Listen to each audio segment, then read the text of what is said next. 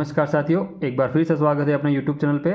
और मैथमेटिक्स के अंदर क्लास 10 के अंदर जो अपने सीरीज चल रही है उसी की आगे की कड़ी में हम प्रश्नावली 5.2 का क्वेश्चन नंबर 14 डिस्कस करेंगे। इससे पहले मैंने 2 क्वेश्चन इस प्रश्नावली की ओर करा रखे हैं, उनको अभी तक आपने नहीं देखा हो तो ज़रूर देखें, क्योंकि वो भी ज़्यादा इंपॉर्टेंट क्वेश्चन थे।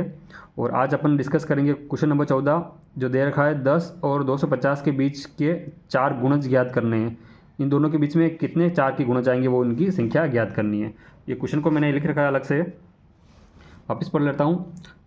10 और 250 के बीच में 4 के गुणज कितने हैं वो हमें ज्ञात करने हैं। तो हमें ये ध्यान रखना है कि 4 के गुणज शुरू कहाँ से होते हैं। 10 के बाद सबसे पहले हम देखेंगे, आंसर शुरू करते हैं अपना। 10 के बाद 10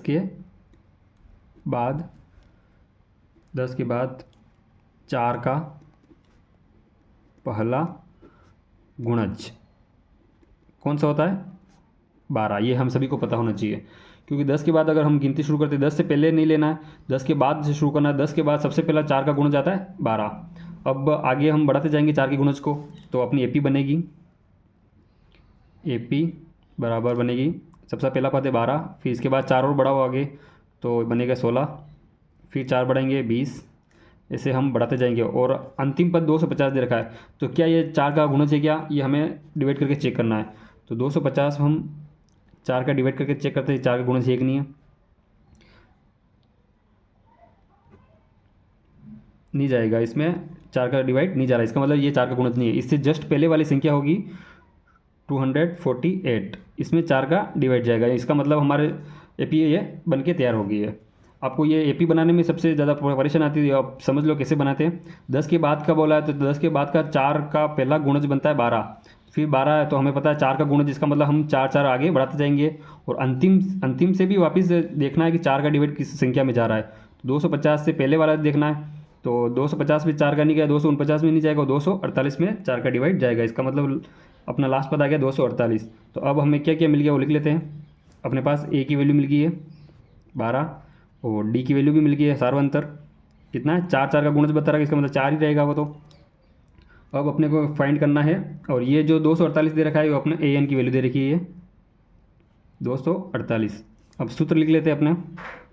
सूत्र है ए एन बराबर a plus n minus 1 into d, ये फॉर्मूला आपको याद रखना है। अब इसमें सब मान रख लेते हैं। 248 बराबर ए की वैल्यू अपने पास है 12 प्लस एन हमें फाइंड करना है, एन हमें पता नहीं है, और डी की वैल्यू है 4। अब इसको सोल्व कर लेते हैं। 4 एन के साथ 4 एन माइनस 4, और 4 और 12 में से 4 चला गया तो 8, 248, क्योंकि माइनस के 4 रहेंगे, ये ध्यान रखना है यहाँ पे।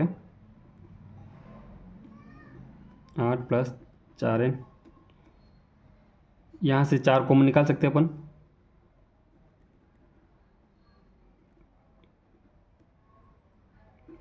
2 प्लस एन।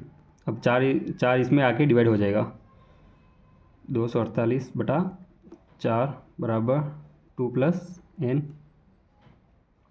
4 से कट जाएगा पूरा, क्योंकि 4 का गुणज ही है इसलिए कटेगा ये 6 और 2, 62 बार यहाँ पे कर लेता हूँ। 62 बराबर 2 प्लस एन। अब एन की वैल्यू चाहिए तो 2 इधर से घट जाएगा, ये 62 माइनस 2, पक्षांतर कर दिया हमने, यहाँ पे पक्षांतर लिखेंगे, यहाँ पे पक्षांतर करने पर 62 माइनस 2 और इक्वल में है एन। अब इसमें से घटा देंगे 60 बराबर एन, यानी कि हमारा पद आ गई, पदों की संख्या कितनी आएगी एन। तो आ गया अपना आंसर, पदों की संख्या यानी 4 के कुल गुणज जो हमें पूछा था वो कितने 60, ये अपना आंसर हो गया। इस तरीके से आपको पूरा सवाल करना है। और इसके बाद भी मैं इस प्रश्नावली का एक वीडियो और डालूंगा, उसको भी ज़रूर देखिए, क्योंकि वो भी ज़्यादा इंपॉर्टेंट होने वाला है। और अगर अभी तक आपने मेरे चैनल को सब्सक्राइब नहीं किया तो ज़रूर सब्सक्राइब करें, और अपने साथी के साथ ज़रूर शेयर करें। धन्यवाद।